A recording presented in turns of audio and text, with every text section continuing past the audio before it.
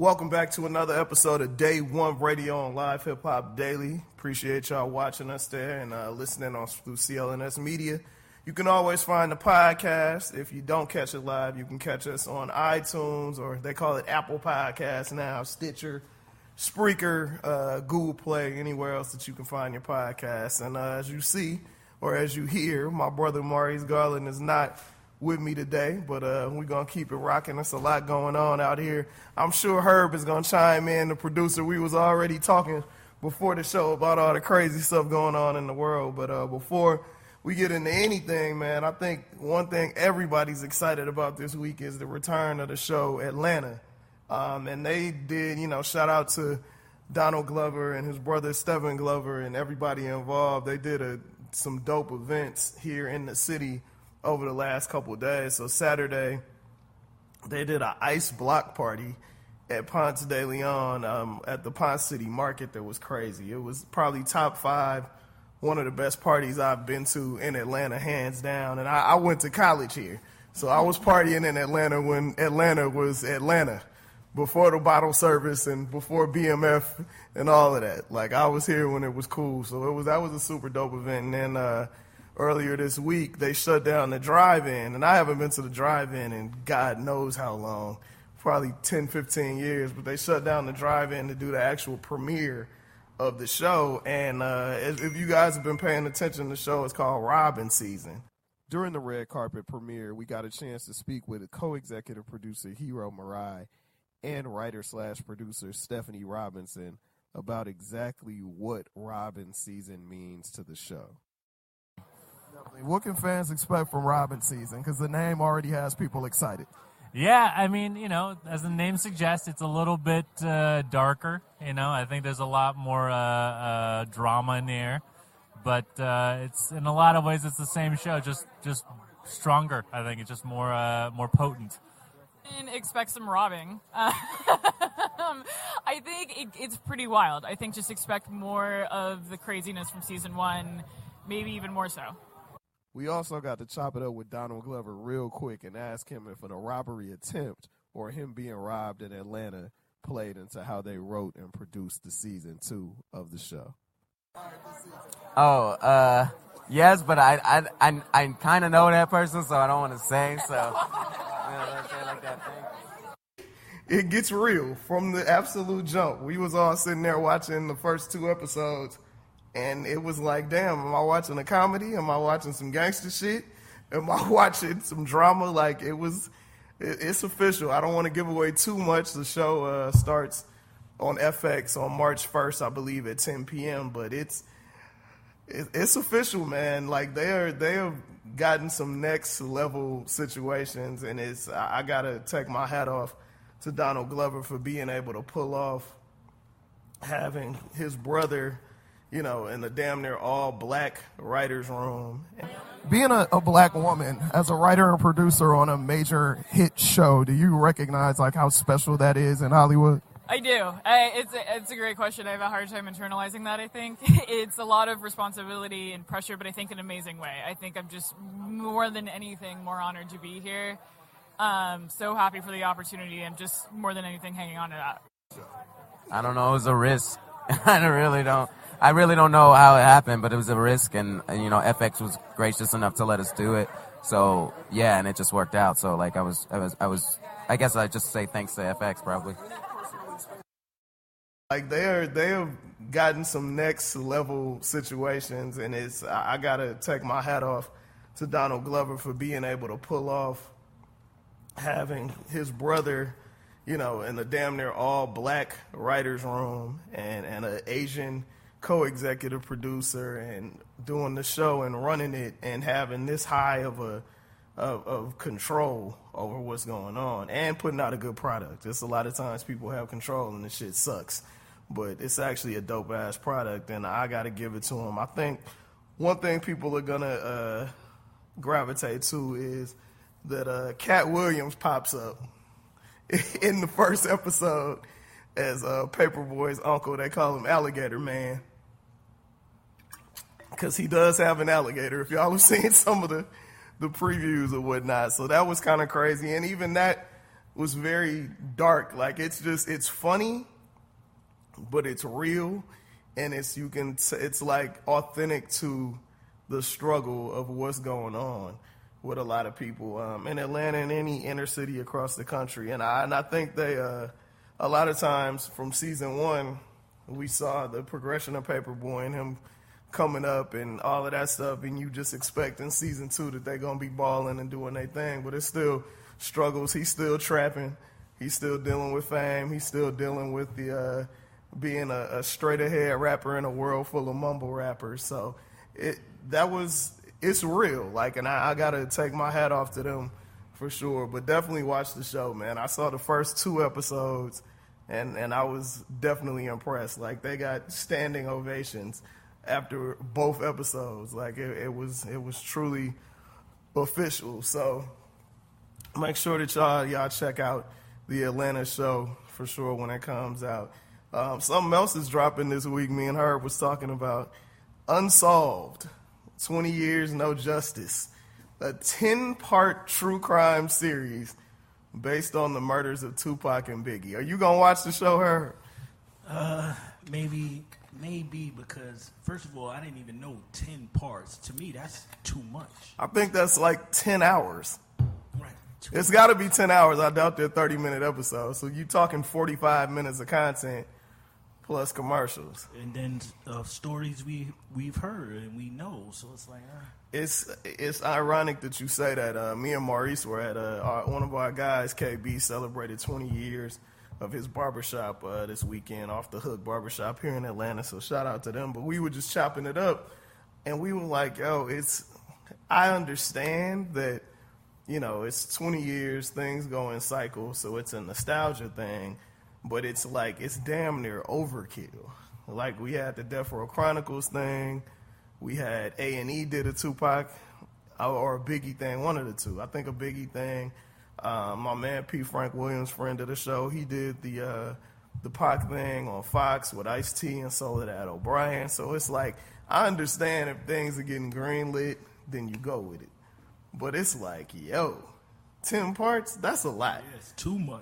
But then on the flip side, though, we can't complain that they could only fit so much in the Pac movie in 2 hours, and then we complain about 10 hours. So it's like, which one do you want? You know what I mean? So I don't know.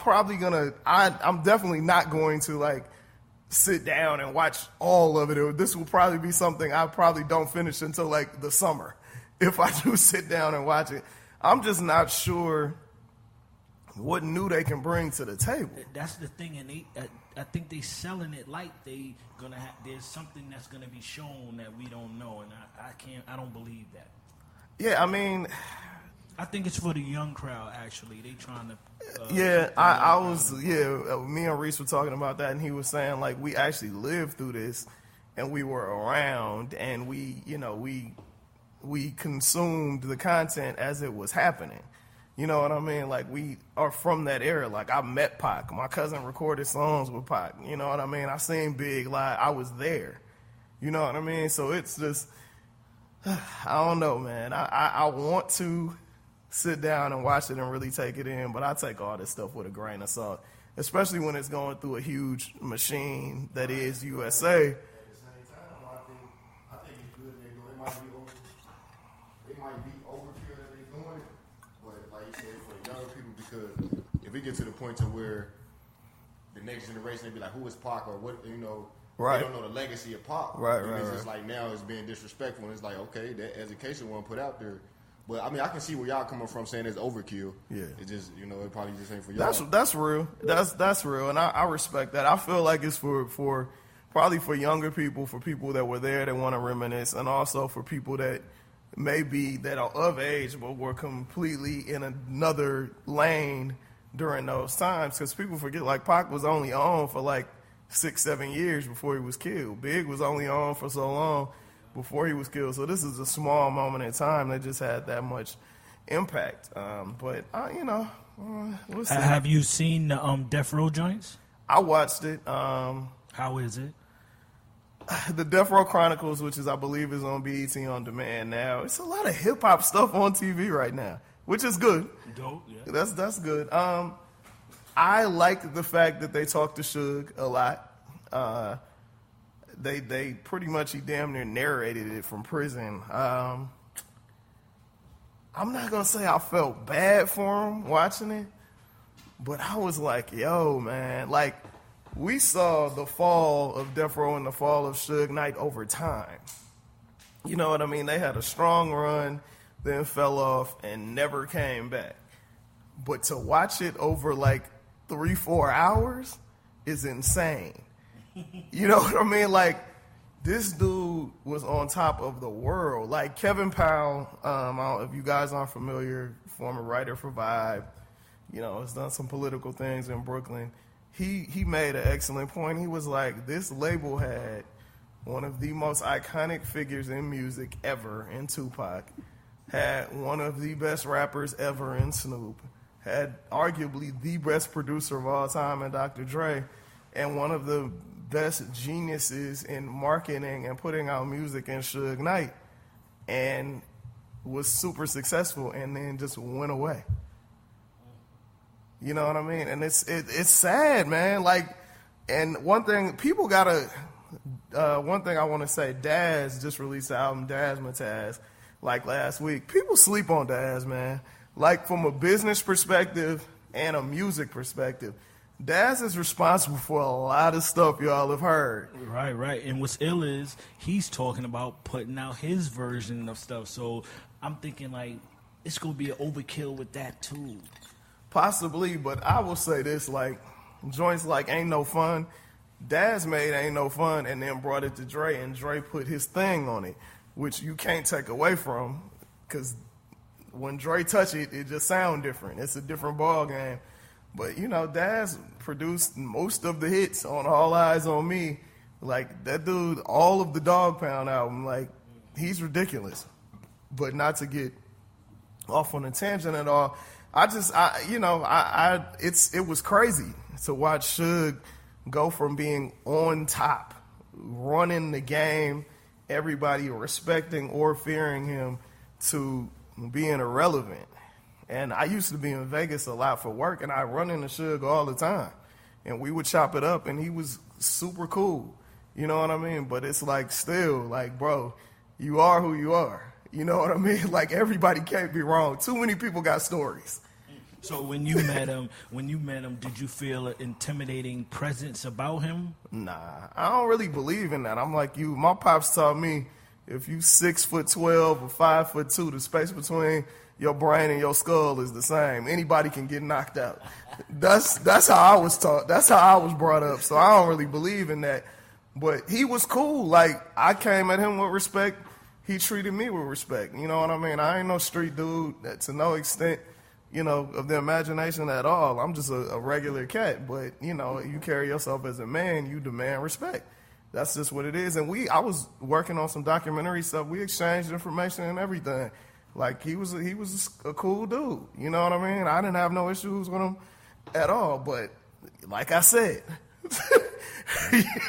it's too many stories out there.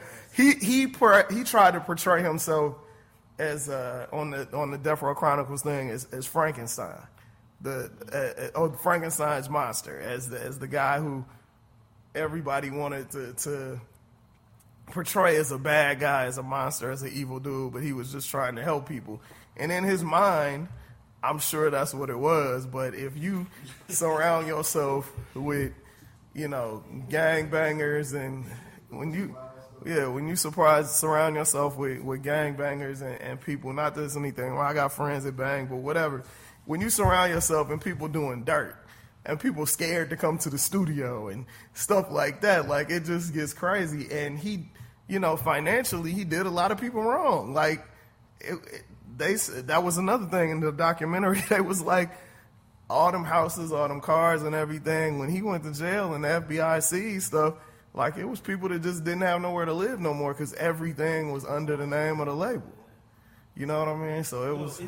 Is there a hip hop executive that didn't fuck niggas over? Is there one? Cause I never heard of JD's story. I don't know, man. That's a crazy. good question. Like, everybody has a story about all the top hip hop executives, and that's crazy. Man. I think it's one of them things, man. Like, I kind of don't feel sorry for people if you're signing a bad contract after so many years, because it's so many examples now. Right now. But I'm talking. Now, I'm not talking about if you signed in the early '90s or the '80s or something like that, because you had examples from other genres. But hip hop contracts was a little different because nobody thought it was going to be around. You know what I mean? But once you got people like Chuck D putting you up on game and all of that, it's like, come on, man. Like, it ain't no excuse now. You sign a bad contract, that's on you. You got to think about it. I'm gonna give an example as the NBA young boy, right? Okay. There can be an executive like some who's the top TDE person or some come and we're gonna do this for you to get out of jail. The first deal is always the fuck deal, so he would sign that in the situation he's in. He might. I mean, he's 19 though, so that's different. You know what I mean? Like he don't know no better. True. Okay. Like, my thing is, like, everybody makes a thing about Pac, Suge bailing Pac out of jail and the deal and all of that. But, I got it on good authority that Suge didn't even put up the money to bail Pac out of jail. Atron Gregory, who signed Digital Underground and who signed Pac and all of that, from what I understand from people very close to the situation, he's the one that put out the money. The Interscope funneling Suge money or Suge putting up the money is folklore. It's a good story. Wow. So right, and from what I was listening to Daz when they said that in that Defiant one thing, he was like, "Yeah, that ain't true," and that's crazy. Yeah. That's from. I wasn't there, so I don't know for sure. But I directly asked this question to people who were around, and they corroborated it. You know what I mean? And at some point, we're gonna get Atron on the podcast because my cousin is real tight with him, so we gonna get him on it because he has a wealth of knowledge. That dude was in with NWA, everybody back in the day. He just was a dude that was about his business off top. But another thing everybody talking about, we spoke on her a little bit last week. Your girl Monique went on the Breakfast Club, and in my opinion, just was really on one. Like, if you guys have not watched the Breakfast Club interview with Monique and her husband Sydney, kind of going in on Charlamagne, going in on the whole cast or whatnot, please sit down and watch it. And I posted on Facebook that I watched it reluctantly, and I was going to share my opinion on the podcast. So several people hit me up like, yeah, we want to know what you think. So here we go. I have no issue with Monique wanting to get her bread. I don't count nobody pockets. I say get as much money as you possibly can. What I have an issue with is Monique saying that this is an issue of gender or sexism or colorism, when to an extent it is. Like, you backtrack on everything. Monique did, and she's explained all of this. Monique did Precious for $50,000 as a favor to Lee Daniels. The movie got sold. They knew it was going to blow up, so they tried to get her to come over to Cannes to the film festival to promote it. If you peep, a lot of times black actors have an issue with studios wanting you to do promotion for free. And overseas is the thing she was beefing about because she already did it here. Well, even still, like, if you remember Kevin Hart on one of his specials, Sony, I believe, wanted him to tweet and stuff for it. And he was like, I have several followers. Like, why would I do this for free? You know what I mean? Like, it doesn't make sense. So Monique didn't want to go to Cannes to promote it. She wanted to chill out with her family. So Lee Daniels called. She was like, I'm cool.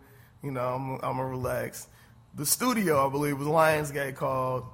They wanted her to come. She was like, well, asking, is this a paid thing? Nah, it's not. Won't.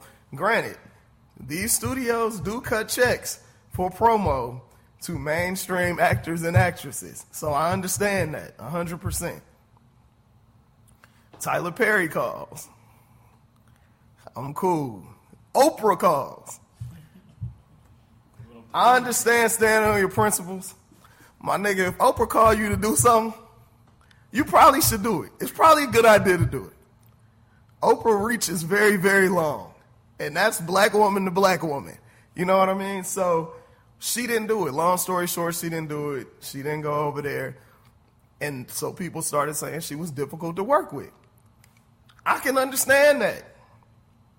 If in your mind, you're like, dude, we have this movie that you are starring in. There's Oscar buzz. We're going to pay for you to get over here. We even offered to put you up for an extra week. And you like, and they dangled the carrot like, well, if you do this for us, we got you on the back end. We all know sometimes that works, sometimes it don't work. But you in the system, you got to play the game. So fast forward to the Breakfast Club interview. I listened to the whole thing, watched the whole thing. So she was on her thing. You know, her and her husband, they get these long-ass, drawn-out stories, you know, over the river and through the woods to get to a point. They never answer nothing directly, but it's game. I understand it, like, that's what they doing. But midway through, they finally got her. She said Netflix can offer her what they offered her because she has been blackballed. To me, that's saying this is not about women comedians. It ain't about black comedians. It's about you. You have been blackballed, so that is what they offered you. So all of this other stuff is a B-side to it. That's the B story. Like, I want more money. I felt disrespected by the offer, so now I'm going to put the back end on this that it's sexist, or it's racist, or it's a gender issue. But that sounds crazy because the three people that you brought up, two of them was black men and one of them was a woman. So you count other people's pockets. Hilarious. Yeah. I just thought that was foul. I wasn't really feeling it. And then the way she came at Charlamagne, because he gave her Donkey of the Day. He's an entertainer. Like, that's what they do. He gives somebody Donkey of the Day every day, correct? Correct. Yeah, it is called Donkey of the Day. You just happen to get it that day. And then her coming in saying that she just wants everybody to know that this man doesn't respect black women. I'm like, come on, bruh. Yeah, she did go, she went too far with the ending, too, calling him basically a coon, a house nigga and all that, basically. That was whack. I'm like, she was out of pocket. She was super out of pocket. And my thing is this. I'm not here to come down on nobody because I feel like you get what you want. You get what you get. Hustle for what you want. But my thing is, what is your end game? You doing all these interviews, you doing all these shows, but you ain't announced nothing. You ain't putting nothing out there. If nobody will give you a deal, because they probably won't, you have gained so much traction that you can say, I'm renting out the Fox Theater on April whatever, or I'm renting out whatever theater in D.C., but you from Baltimore, do it in Baltimore. Hire your camera crew, spend your bread, and tape it, and put it out on your way. Like, the path is already out there. Louis C.K. been doing this for years. You know what I mean? And it's helped him because he's gotten good-ass deals after that. Like, there are enough people who are either curious or think she's absolutely right that she could get hundreds of thousands of people to spend $5 or $10 to watch her special on her website. And that's that. I believe that's the end game. I think. But why is she not announcing it? I know, that's what's crazy. I don't know. It's ignorant. Like, to me, I just feel like she want attention. Like, and I feel like, and I'm all down for black love. I'm down for black folks working together. But the dichotomy between her and her husband, the shit just seemed weird, dude. I'm like, he always jumping in side busting. I'm like, fam, she got it. Like, let this woman speak her piece. I don't think people take the conversation serious with her once she starts saying the daddy and all that. Right. That I don't feel comfortable. I'm uncomfortable when I hear that. And that it's a little weird. Yeah, it's a little weird. I didn't, because on the Breakfast Club, he was on the phone. Right. So I didn't know what the hell was going on for a second. And then she kept doing all weird motions and stuff. I'm like, what is she doing? I guess he was on FaceTime or on the iPad. It was just hella weird, dude. Like, I don't know what's going on with this situation. But I know that she needs to figure out some kind of an end game, bruh. You cannot be out here doing all these shows. You on The View. You on The Breakfast Club. Like, she ain't just doing little stuff. Right. She doing big mainstream stuff, getting millions of eyes on her. Why are you not selling something? Maybe she's still waiting for them to give her a different, bigger number. That's how. And that's crazy. Yeah, that's hustling backwards. Because it ain't coming. It ain't coming.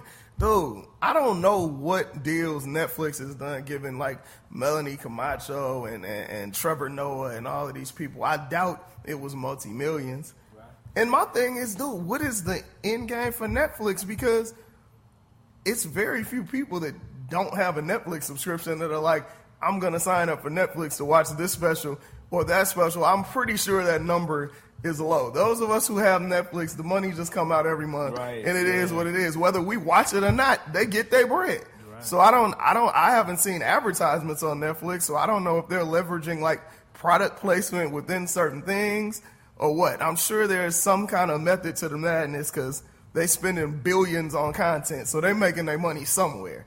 I think how it goes, what my assumption is, like, say, when the big projects like the Dave Chappelle's and Chris Rock, that people who don't have it would go get it, like with the Will Smiths and all that. Yeah. People who don't got it. But like you said, mad people got it already, so I don't see them the subscribers bumping up off of a Monique. But it has to be another revenue stream. Like, the subscription base can't be Netflix only revenue stream. Like, it can't be. That doesn't make sense. You know what I mean? So, especially with the money they spending, because, like, if you look at HBO, the reason that their shows, seasons are so short is because they don't pay that much. So they need to give their actors and directors time to go and produce other things so they can make bread. With Netflix, dude, they cutting big checks. So I don't know what that's all about. Another thing that I thought was crazy and I thought was some BS was the fact that she said, they keep saying that this deal that they offered, the $500,000 deal, that she couldn't work for 2 years. And I'm like, no, that don't even sound right. Now, I can see them saying, you can't perform these jokes on the road for 2 years, but you're a comedian. Write some other shit. We just all seen Chris Rock's special, which I thought was pretty good. I finally watched it. We talked about it last week. I thought it was too short, but I thought it was pretty good. If I paid $100 to go see Chris Rock next week or next month, and he was selling the same jokes that he was selling on a Netflix special, I'm going to be mad. This ain't a rap concert. Like, you know what I mean? Like, I want to hear new material, or at least flip it up a little bit. It was just a little crazy to me, man. But you know what? I can't knock they have to have an end game. I refuse to believe that they just out here looking crazy in the street for no reason. Well, maybe the end game was to get the next chick to get more money. Because did you hear about Tiffany Haddish getting a deal or whatever? They didn't say no numbers, but they was like a multi-million-dollar deal. Well, she's the next big thing. That's who Hollywood has co-signed. So it's up to her to be funny and push the line on the next thing. Because Tiffany Haddish is funny as hell. She's super real. Her story is crazy. If you've ever heard her story, like, it's absolutely insane. And she's put in work. Like, Tiffany Haddish been in the comedy game for years. Like, she was homeless doing comedy clubs, sleeping in her car. So I can't knock the hustle, but that's one of them things. Like, she's sitting up here, Monique, talking about shit that happened 15 years ago. Don't nobody care, bruh. True. Like, Charlamagne kept making the point, like, these people are selling out arenas and theaters around the world. Let me ask you this, brother. If Eddie Murphy says, yo, I'm about to do I want to get back into stand-up, Netflix will give him mad money. He's Eddie Murphy. No, you can't say, we going off of resumes, nobody, right? but Wait, nobody, no, we're not. We're not going off resumes. Anything in how long? We're not going off. We're not even guaranteed. We're not going off resumes. We're going off of if you say, what are the top 5 comedy specials of all time? Is I Could Have Been Your Cellmate in there? Nah. Is Raw and Delirious in there? I mean, one or the other. Right. And I'm not saying it's fair, because I just watched Martin's special from 2016, and that shit is trash. Wait, which one? The last one he just... The next And it was on Showtime. Showtime. Martin Lawrence. Right, yeah. It's terrible. It's absolutely terrible. I got through like 20 minutes and turned it off. So, Busted, that could be the same thing with Eddie. So why? Oh, it could be. They would give him a big check, though. But you gotta be willing to take that risk because the demand is there. Don't nobody want to see a Monique special more than Monique. Hilarious. That's all I'm saying. At the end of the day, like, I would watch it, I would support, because I feel like, yes, she's put in work. Do I consider her a legend? Not really. Just because you've been around for a long time don't mean you're a legend. She's the queens of comedy. What do that mean? What do that mean?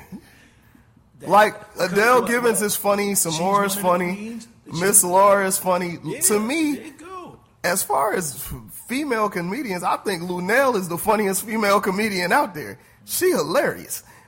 But ain't nobody giving Lunel $5 million because it's niche comedy. And Lunel does white movies. She do black movies. Her and Adam Sandler is super tight. So but she plays the game. My thing is, you can't decide when you want to be in the game and when you're going to be out of the game.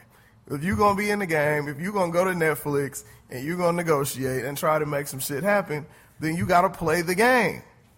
If that's not the case, then go to Quality TV, which is the black-owned version of Netflix, and work out a deal with them. Wait, what's the name of it? I didn't know. Quality, Kweli TV, I believe is the name of it. So go to them, work out a back end. Because my thing is, I would guarantee, it's about margins, bruh. Like, you might not reach 10 million people, but you reach those 10 million and you're making pennies on the dollar. Whereas you can go somewhere else and reach 250,000 people and you're making $5 a lick. That's way more money. You know what I'm saying? Like, and I don't necessarily think Monique is that funny. I think she has a bad attitude, but she's my sister, and I'm going to support her. If she comes out with a special, I'm going to buy it. I'm going to stream it. I'm going to sit there and watch it with an open mind. But don't piss on me and tell me it's raining, bro. You about you and your family.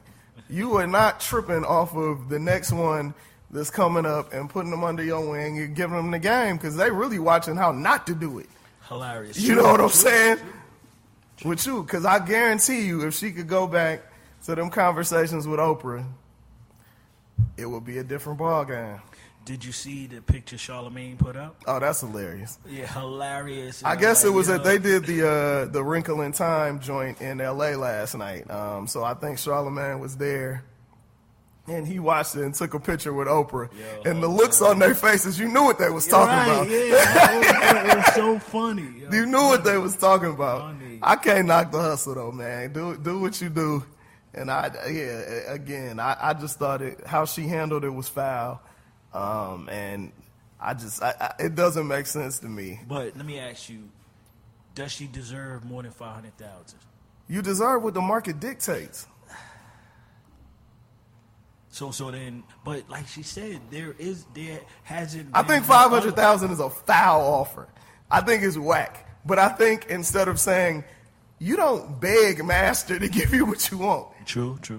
If you come to somebody and they say, we'll offer you 500,000, that's an insulting offer. She done put in work. She got an Oscar. The thing is, everything she's talking about don't have shit to do with stand-up comedy. That was the other killer, right? The movie, the Oscar movie. Dog, Precious came out over 10 years ago. Wow, word? That long? Precious came out maybe 2009. It's been a long time ago. Long time. It's been a very long time. She ain't did a stand-up special on TV. Since the jail joint, right? Exactly. That was a long time ago. And that was funny. That was a funny special. And it was dope that she went to the prison. That was fire.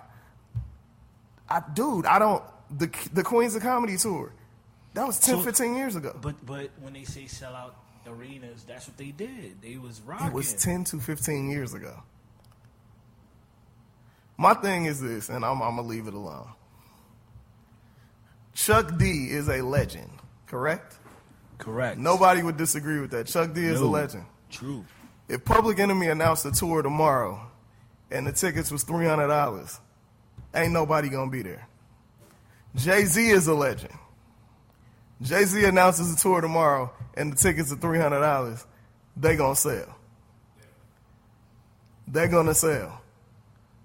There is a difference. Legends are legends, period. If people consider Monique a legend, that's cool. That doesn't mean that you're relevant or marketable to an audience that is ticket buyers right now. That's all I'm saying. I think she's a little delusional. She needs somebody in her camp to give her a reality check. Hopefully she don't hear this or see this and start cussing me out. I don't want no problems, Monique or Sydney. Hey, y'all got everybody it. she get at, Oprah comes and checks. Oh yeah, well do it then. Yeah, so do it. I'll take a picture of Oprah. I talked to Oprah about how come she used to shit on hip hop. Now she friends with all the rappers. That's and I asked her about why she was fucking with Harvey Weinstein. Now she quiet. I asked her about all of that. I'm gonna keep it 100. Then they'll blackball me, and I'm gonna have to come to y'all.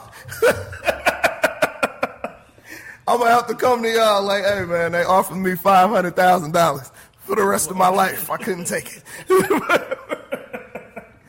But yo, man, it's all good, dude. I appreciate y'all watching. Appreciate y'all listening. Please make sure that you go to Day One Radio on on every social media and follow us. Comment, chop it up with us. Let us know what you like about the show. Let us know what you would like to improve. We'll be back next week. My brother Reese will be back next week, and we'll be rocking. Peace.